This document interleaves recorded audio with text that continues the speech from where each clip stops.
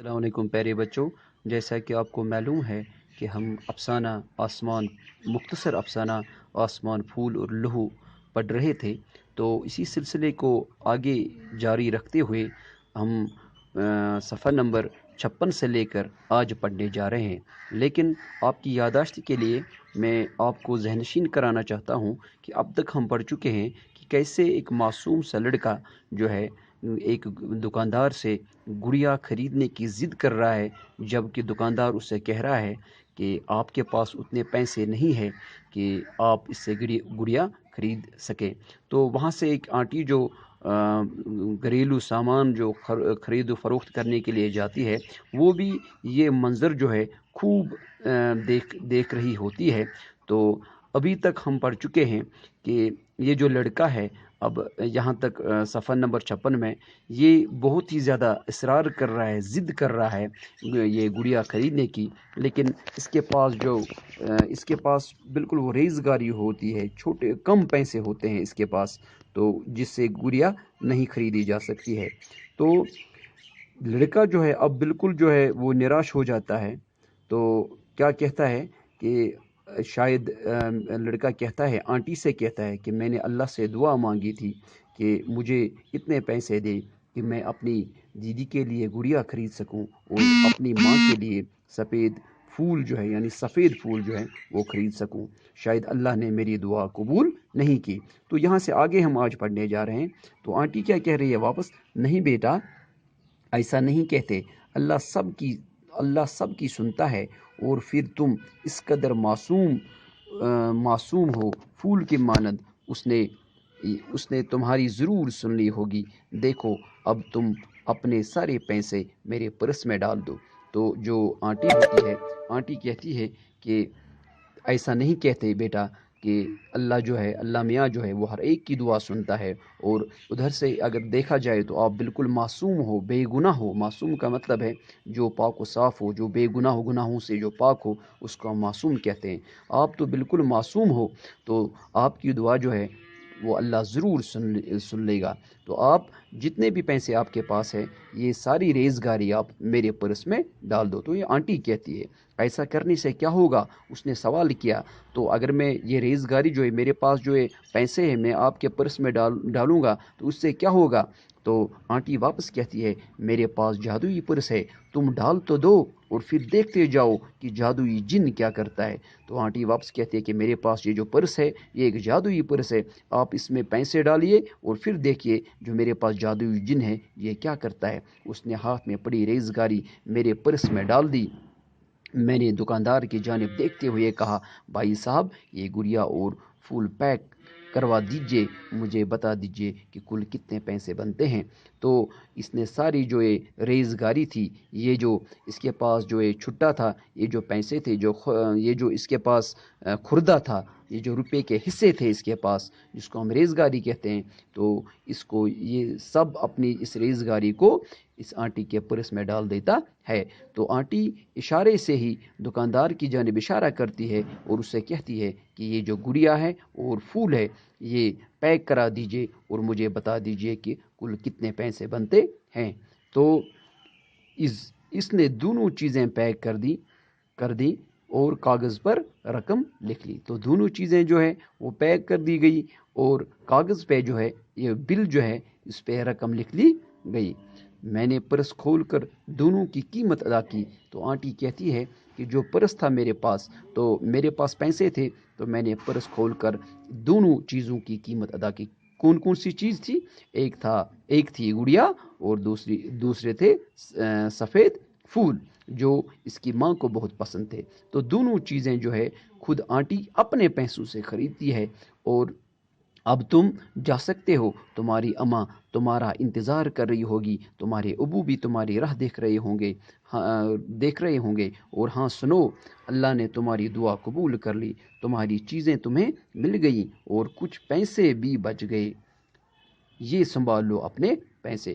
تو آنٹی کہتی ہے اس بچے سے کہ اللہ نے ضرور اب اللہ نے آپ کی دعا جو ہے وہ قبول کر لی ہے، آپ جلدی سے جاؤ اپنی اماں کے پاس، اور یہ سفید پھول اور یہ جو گڑیا ہے، یہ دونوں چیزیں آپ لے کر اپنی اماں کے پاس चली जाओ, तुम्हारी अम्मा जो है वो तुम्हारा इंतज़ार कर रही होगी और तुम्हारे अबू भी तुम्हारी राह देख रहे होंगे। और हाँ, अल्लाह ने तुम्हारी दुआ कबूल कर ली और कुछ पैसे बचे हैं, और इसमें से कुछ पैसे हैं जो बचे हैं तो वो भी वापस ले लो, ये संभाल लो अपने पैसे। तो इससे अपने पैसे जो है, जो पर्स में डाले थे इसने पैसे, ये सब पैसे जो है इस छोटे से बच्चे को वापस देती है आंटी, और अपने पैसों से इसके लिए ये दोनों चीज़ें खरीदती है। मैंने पर्स खोल कर इसकी सारी रेज़गारी उसे लुटा दी। तो ये जो इसके ये पैसे थे, ये रेज़गारी जो थी इसके हाथ में, ये सारे पैसे मैंने इसको लुटा दिए। एक हाथ में रेज़गारी और दूसरे हाथ में गुड़िया और फूलों का पैक लिए उसने मेरी जानिब अपनी भरपूर आंखों से देखा। तो एक हाथ में अब इसके ये पैसे थे, तो दूसरे हाथ में गुड़िया और सफ़ेद फूलों का जो गुलदस्ता था वो इसके दूसरे हाथ में थे।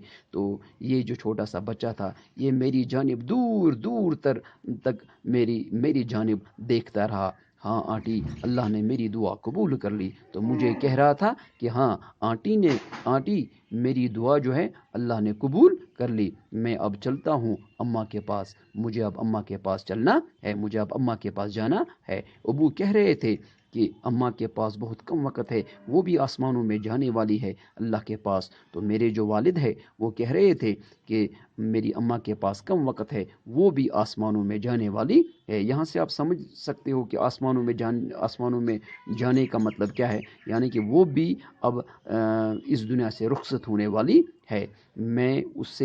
मैं उसे उस समय तक देखती रही जब तक कि वो मेरी नज़रों से उजल न हुआ। मैं उसे उस समय तक, यानी उस वक़्त तक, समय का मतलब है वक़्त, उस वक़्त तक देखती रही जब तक कि वो मेरी नज़रों से उजल न हुआ, जब तक कि वो मेरी नज़रों से दूर न हुआ, तब तक मैं उसे देखती रही।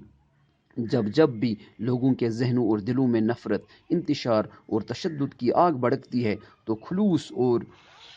खुलूस और मोहब्बत के फूल जलकर राख हो जाते हैं। तो जब भी इंसान जो है, इंसान के दिलों में इंतशार पैदा होता है, नफ़रत पैदा होती है, तशद्दुद की आग तब ही भड़कती है, तो इंसान का जो इखलास होता है, जो खुलूस होता है, वो फिर एकदम जो है वो जो है खुलूस जो है वो बिल्कुल फिर काम नहीं करता है। तो इसी वजह से मोहब्बत के जो फूल होते हैं वो जलकर राख हो जाते हैं।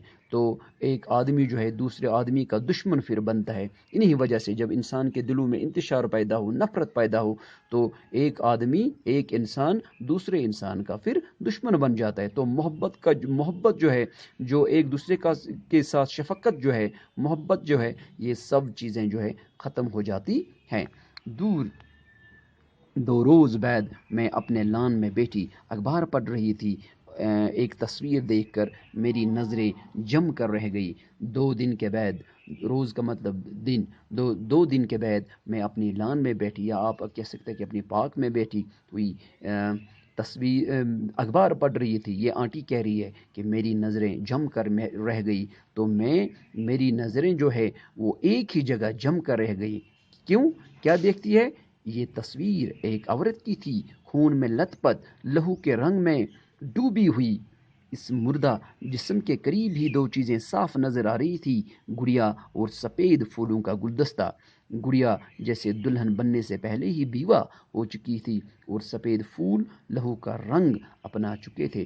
तो मैंने इस अखबार में तस्वीर देखी, कि एक औरत की तस्वीर देखी। ये जो औरत थी ये खून में लथपथ थी, ये खून में भरी हुई थी, खून ही खून, इसके हर जगह पे खून की जो छींटें थी वो लगी हुई थी।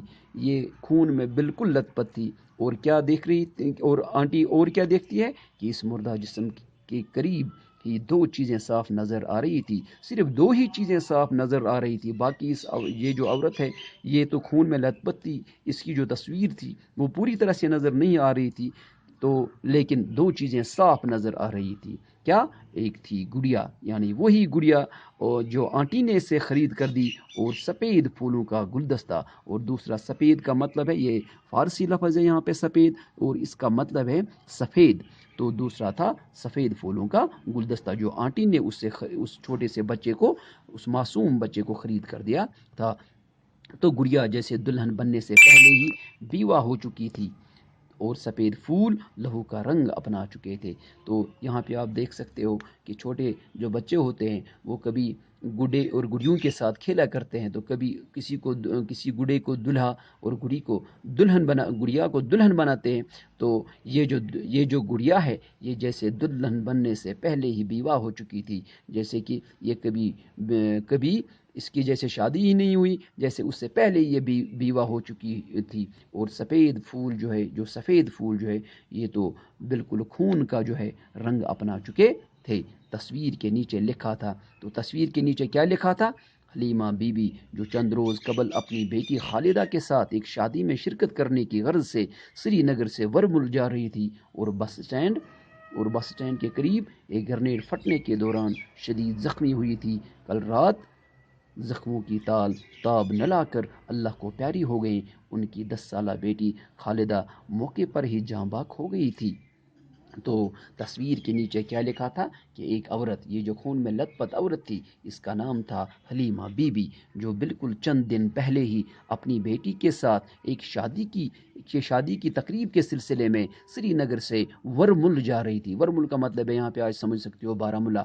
تو وہاں پہ کیا ہوا کہ اور بس اسٹینڈ کے قریب وہاں پہ گرنیڈ پھٹنے کی وجہ سے بس اسٹینڈ میں گرنیڈ پھٹا، اور اس گرنیڈ پھٹنے کے دوران یہ شدید زخمی ہوئی تھی یہ عورت، اور یہ کل رات زخموں کی تاب نہ لا کر اللہ کو پیاری ہو گئی۔ تو کل رات جو ہے زخموں کی تاب نہ لا کر وہ تو اللہ کو پیاری ہو گئی، لیکن ان کی جو 10 سالہ بیٹی تھی جس کا نام خالدہ تھا، وہ موقع پر ہی اسی وقت جب گرنیڈ پھینکا گیا، جب گرنیڈ پھٹا، تو اسی وقت بالکل وہ موقع پر ہی جاں بحق ہو گئی تھی۔ میں نے گھبرا کر اخبار سے اپنی نظریں ہٹا لیں، ادھر ادھر دیکھا، وہاں کچھ بھی نہ تھا، کوئی بھی نہ تھا، لیکن مجھے لگا جیسے ایک معصوم سا لڑکا آسمانوں کی جانب بھاگے جا رہا ہے۔ تو میں تشویش میں پڑ گئی، اور میں نے ادھر ادھر جو ہے اخبار سے اپنی نظریں ہٹا لی، ادھر دیکھا ادھر دیکھا، میں نے ہر جگہ دیکھا، نظریں گھمائی اپنی، لیکن وہاں پہ کچھ نہ تھا، کچھ بھی نہ تھا۔ لیکن یہ ایک وسوسہ ہوتا ہے کہ اس آنٹی کو ایسا لگا کہ جیسے کوئی معصوم سا لڑکا آسمانوں کی جانب بھاگے جا رہا ہے، جیسے ایک وہ معصوم سا لڑکا جس نے یہ گڑیا اور وہ پھولوں کا گلدستہ لیا تھا، جیسے وہی لڑکا آسمانوں کی جانب یہی 2 چیزیں لے کر بھاگے جا رہا ہے۔ تو یہاں سے آج ہم یہ جو ہے آسمان، پھول اور لہو جو مختصر افسانہ تھا جو نور شاہ نے لکھا تھا، تو یہاں پہ ہم نے اس کو یہاں پہ کمپلیٹ کیا ہے۔ تو آگے جو ہے سوالات وہ آپ کو انشاءاللہ میں آپ کو وہ مل جائیں گے۔ خدا حافظ۔